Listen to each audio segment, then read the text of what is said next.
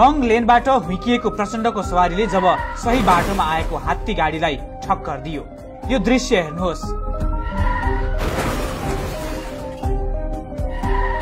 यो आइतबार अपराह्न ललितपुरको 7 बाटो नजिकै भएको घटना हो। कार्यालय समय नजिकै गर्दा चक्रपथ व्यस्त थियो। अघि पछि प्रहरीका स्कर्टिङ गाडी सहित पूर्व प्रधानमन्त्री तथा नेकपा माओवादी केन्द्रका अध्यक्ष ग्वारको तिरबाट बल्खु तर्फ कुदिरहेका थिए।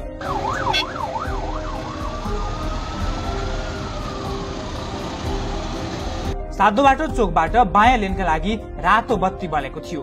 सबै गाडी रातो बत्ती बलेसँगै रोकिएका थिए। दायाँ तर्फको सड़कमा सवारी साधन आफ्नै लेनमा कुदिरहेका थिए, तर आफ्नो लेनमा रातो बत्ती बलेका कारण रोकिन पर्ने भएपछि यो सवारी लेन क्रस गर्दै विपरीत लेनमा हुइकियो। यो सवारी पूर्व प्रधानमन्त्री तथा नेकपा माओवादी केन्द्रका अध्यक्ष पुष्पकमल दाहाल प्रचण्डको थियो। त्यही बेला आफ्नै लेनमा आएको हात्ती गाडीलाई प्रचण्डलाई स्कर्टिङ गरिरहेको प्रहरीको गाडीले यसरी ठक्कर दियो। प्रचण्ड सवार गाडी प्रहरीको गाडीसँग झण्डै ठोकियो। यो दृश्य फेरि हेर्नुहोस्।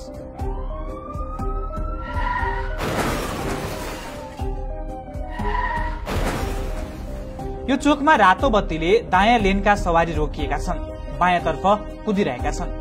त्यही बेला यो हात्ती गाडी आफ्नो लेनमै आइरहेको हुन्छ। त्यसै बेला जेब्रा क्रसबाट केही व्यक्तिले बाटो काटिरहेका हुन्छन्। उनीहरूले बाटो काट्दै गर्दा हात्ती गाडीले थोरै मोडेर अघि बढ्न खोज्छ। सोही बेला प्रहरीको गाडी हुत्तिदै ठोक्किन्छ। केही बेर यहाँ तनाव सिर्जना हुन्छ।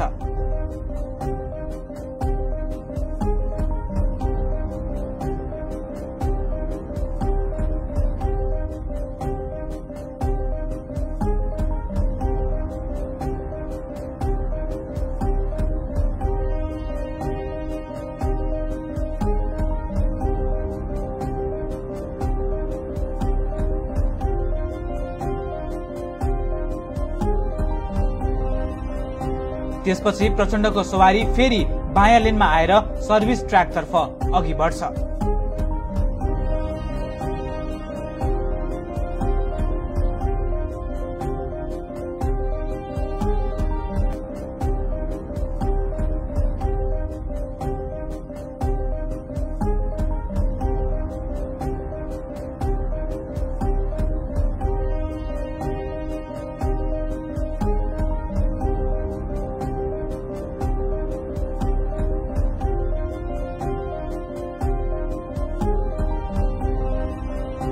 दुर्घटना भएको हात्ती गाडीलाई ट्राफिक प्रहरीले धकेलेर सड़कको किनारा लगाएका थिए।